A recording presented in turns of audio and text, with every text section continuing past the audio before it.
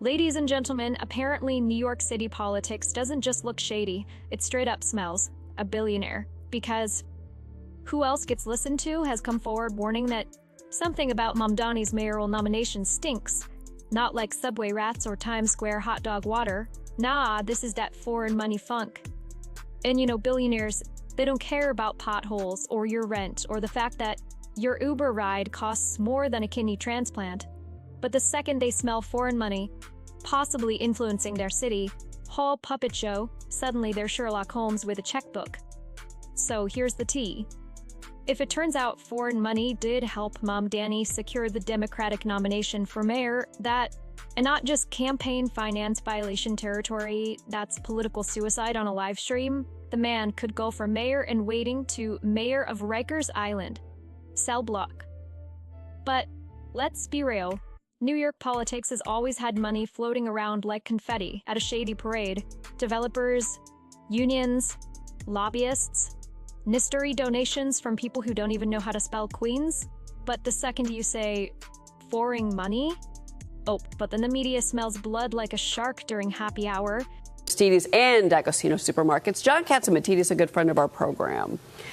So Adams comes out and responds to the reports that President Trump had offered him the ambassadorship to Saudi Arabia, but vows to stay in the race. Your reaction? I am not sure he was offered the ambassadorship to Saudi Arabia, but President Trump has said that he prefers to have one-on-one against Mamdani because it'll be more fair. And I think on one-on-one Mamdani, whether it's Andrew Cuomo, I think wins 70-30. 60-40, or whether it's Eric Adams, he'll win. But Curtis, look, I've been running a campaign of anybody but Mamdani. And I think that's very important. The fact is, and the people and the citizens of the United States and the citizens of New York have to know this. This Mamdani character is a created character. And I believe everybody in our federal government knows it, and the investigative part of our federal government knows it. And the fact is that in June, July, he had 1% of the vote. All of a sudden, $50 million shows up to hire an army worth of people to go out and promote him. That is a lot of money. I mean, it smells. So here's the tea. If it turns out foreign money did help Mamdani secure the Democratic nomination for mayor, and not just campaign finance violation territory, that's political suicide on a live stream, the man could go from mayor in waiting to mayor of Rikers Island, cell block D. But let's be real. New York politics has always had money floating around like confetti at a shady parade. Developers, unions, lobbyists, mystery donations from people who don't even know how to spell Queens. But the second you say foreign money, then the media smells blood like a shark during happy hour. Should evidence arise that foreign funds aided Mamdani in clinching the Democratic nomination for mayor, it ventures into serious campaign finance violation territory. The implications could be catastrophic, transforming his status from mayor in waiting to mayor of Rikers Island cell block D. Such a scandal, if unveiled publicly, would irreparably tarnish his political career and cast doubt on his integrity. I mean, a lot of it came, according to the New York Post, it was that it was the Soros people. It was another person from Singapore that's getting Chinese money. Another report said the New York Post was Qatar because they're funding his mother. But this is a created character. And if the Department of Justice or whoever could create the proof that he knew there was foreign money helping him, that is he should be knocked out of the race. So you have a plan A and you have a plan B. And that's the way it is.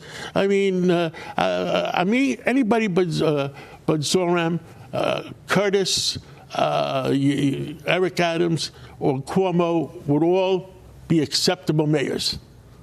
But if you look at the polling, John, to be clear, that it is Mamdani and then it is Cuomo, and then down at the bottom is Sliwa and Adams. In fact, Adams is in last place. And so I think many in New York were surprised on Friday night when he said he was staying in the race. Do you think that Eric Adams leaves the race? There's always a possibility. I don't know. I haven't been in the negotiations, if there have been negotiations. Look, he is capable of being mayor. You know what I said to Tom Homan? Because I love New York? Put an ICE agent at every polling booth. I mean, if you put an ICE agent at every polling booth, maybe